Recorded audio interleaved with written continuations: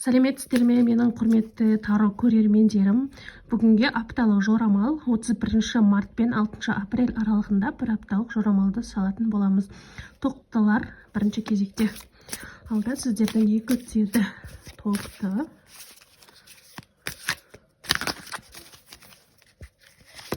Тоқты белгісі.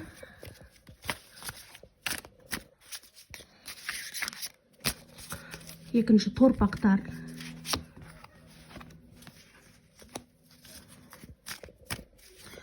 Үшінші кезекте егіздер.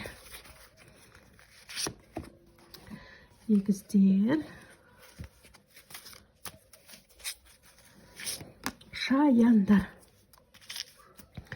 Так. Бірінші кезекте тоқтылар. Апталарыңыз негізі жаман емес.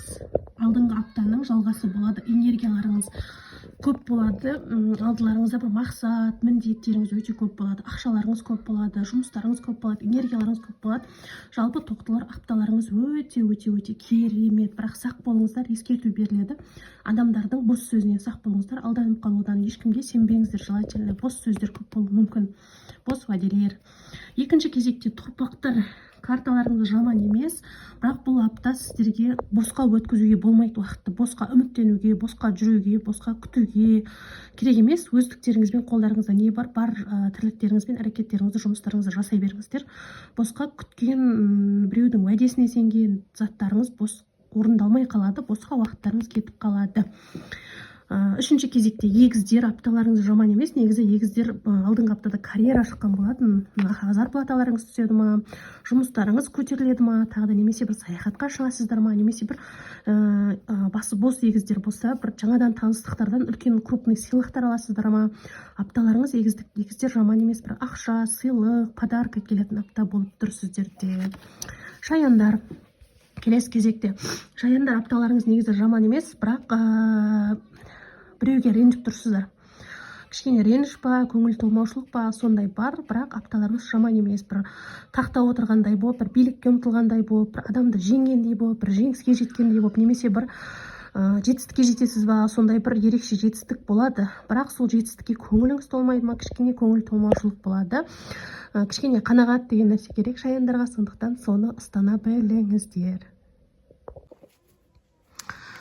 Келесі кезекте бізде арыстандар, бикештер, таразылар, шаяндарға апталық жорамалды шығаратын боламыз. 31 март пен понедельник 6 апрель аралығында апталық жорамал.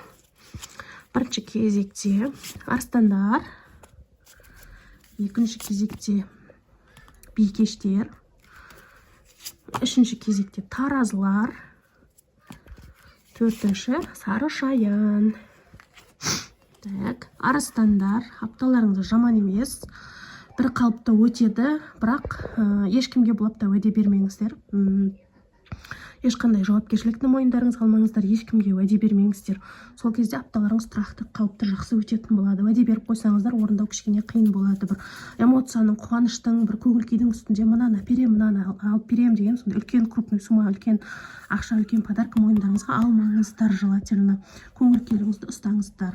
Одан кейін бикештер.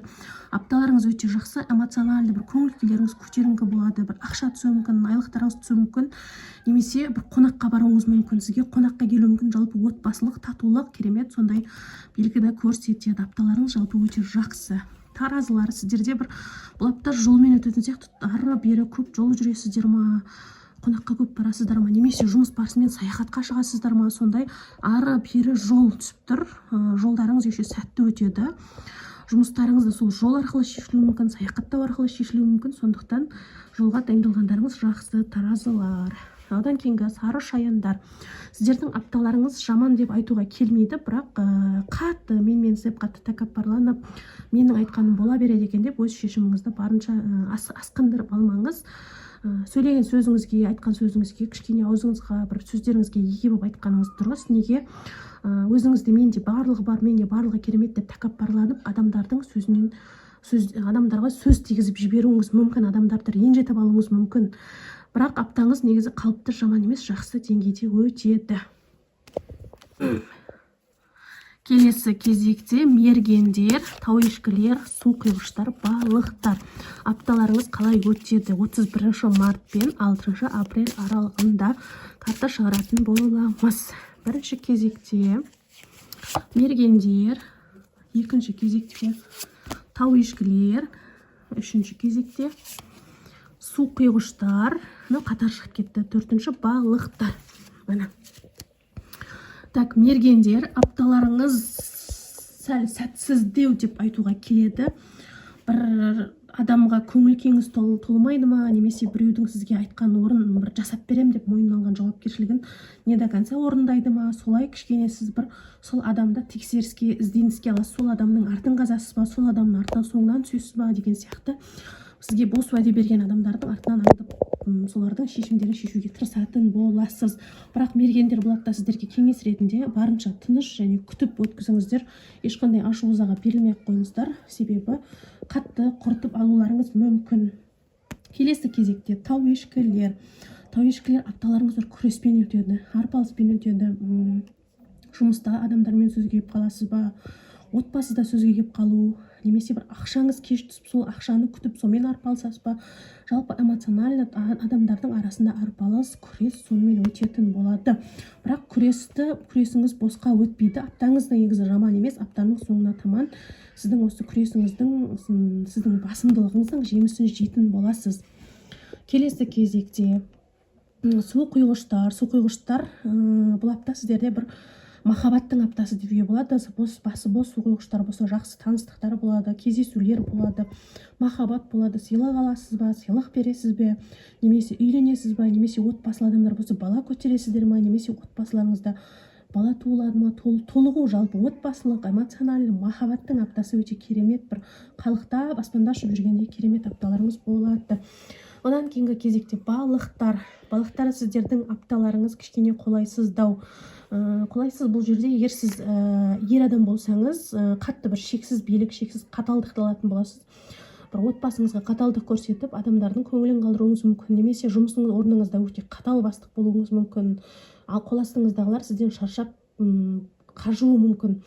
Надоел шығып, былай айтқан кезде, сол себептен ер адам болсаңыз, барынша жұмсақ болуға тырысыңыз. Шексіз билік менде екен деп таңдайсып кетпеңіз. Ал сіз керісінше әйел адам болсаңыз, сіздің өміріңізде осындай бір қатулы, азулы, шешімін өзгертпейтін осындай ер адам пайда болады. Сол себептен әйел адамдар бұл аптада ер адамдармен ренжіспей қойыңыздар. Айтқандарына барынша келісуге немесе сабыр сақтауға тырысыңыздар.